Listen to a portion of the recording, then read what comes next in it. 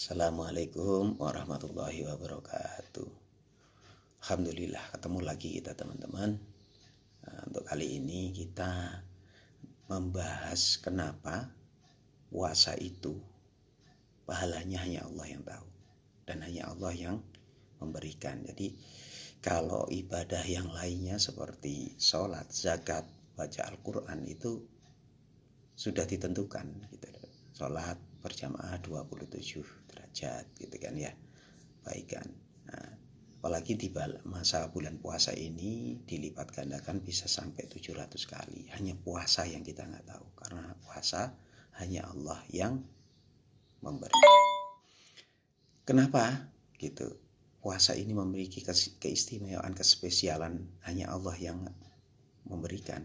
Karena gini teman-teman, untuk hal-hal yang diharamkan, hal-hal yang tidak diperbolehkan oleh agama kan sudah jelas.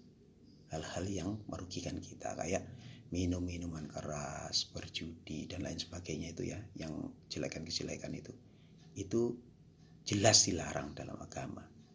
Nah, untuk puasa ini beda gitu. Kita dilarang terhadap hal-hal yang halal, yang membatalkan puasa, yaitu apa? Makan dan minum. Makan dan minum, dan makan dan minum yang bagus-bagus pun, dari hasil yang baik pun itu dilarang selama kita menjalani puasa. Nah itu.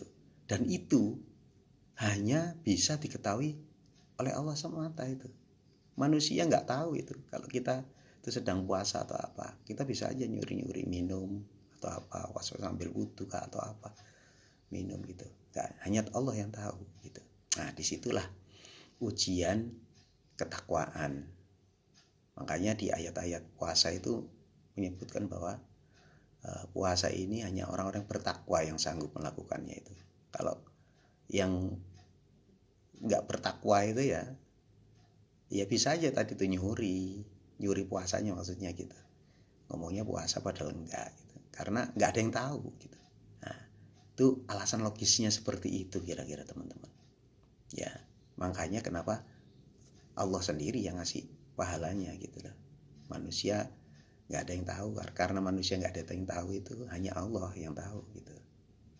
Hanya Allah sendiri yang memberikan pahalanya. Kira-kira itu dulu teman-teman, untuk mengapa ya, alasan logis mengapa puasa ini hanya Allah yang ngasih pahalanya dan hanya Allah yang tahu. Teman-teman, untuk hari ini gimana? Apakah sudah berselawat kepada Nabi? Ya, ayolah selawat, karena selawat itu tadi dari ulasan yang sebelum-sebelumnya, bahwa kita berselawat itu pasti diterima.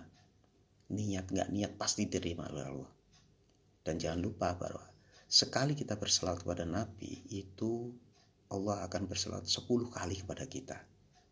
Bayangkan kalau kita bisa 1000 aja, berarti 10.000 Allah tuh balasannya berselawat kepada kita ya teman-teman ya. Dan untuk selawat 1000 tuh gak sampai sejam teman-teman. Coba dites, gak sampai sejam. Paling ya teman-teman dari rumah menuju kantor, menuju ke tempat kerja, selawat aja itu bisa 1000 itu. Kalau perjalanannya menempuh setengah jam itu bisa 1000 teman-teman. Terus selama kita melakukan apa gitu ya, daripada kita nggak melakukan apa-apa, lebih baik kita sisipi dengan selawat, karena selawat itu pasti diterima gitu loh teman-teman. Beda dengan zikir-zikir yang lain gitu loh. Kalau selawat itu pasti diterima, karena kita berdoa untuk keselamatan Nabi, yang mana doa itu akan kembali ke kita. Jadi jangan lupa selawat teman-teman, jangan lupa, supaya kita mendapatkan syafaat dari Rasulullah nanti di hari akhir ya teman-teman. Semoga kita menjadi umat terbaiknya